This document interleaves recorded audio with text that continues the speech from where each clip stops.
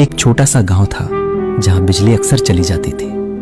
वहीं एक गरीब मुस्लिम औरत अपने बच्चों के साथ रहती थी। एक रात गांव में काली घटाओं से गुप्त अंधेरा छा गया। बिजली चली, लोग डर से घरों में दुबक गए। उस वक्त औरत के पड़ोस में एक बुजुर्ग बीमार पड़े थे। अंधेरे में दवा लेना उनके लिए मुश्किल हो। बुजुर्ग की आहट सुनकर गरीब औरत ने अपनी मिट्टी की छोटी सी दिया जलाई और अपने बच्चों से कहा, आज हमारी रोटी कम है, मगर इस दिए की रोशनी किसी की जिंदगी बचा सकती है। वो दिया लेकर बुजुर्ग के घर पहुंची, उनको पानी पिलाया, दवा दी और फिर चुपचाप लौट आई। सुबह जब लोग उठे तो देखा कि उस औरत का घर रोशनी से भर गया। बच्चों के लिए अन्न और कपड़े रखे। किसी को नहीं पता कि ये किसने भेजा। औरत मुस्कुरा कर बोली, जिस रोशनी को हमने दूसरों के लिए जलाया था, अल्लाह ने उसी रोशनी को हमारी जिंदगी के लिए बरकत बना दिया। मोरल, नेकी चाहे छोटी ही क्यों ना हो, अल्लाह उसे जाया नहीं करता। दूसरों के लिए जलाया हुआ दिया अपने घर को भी रोशन कर देता है।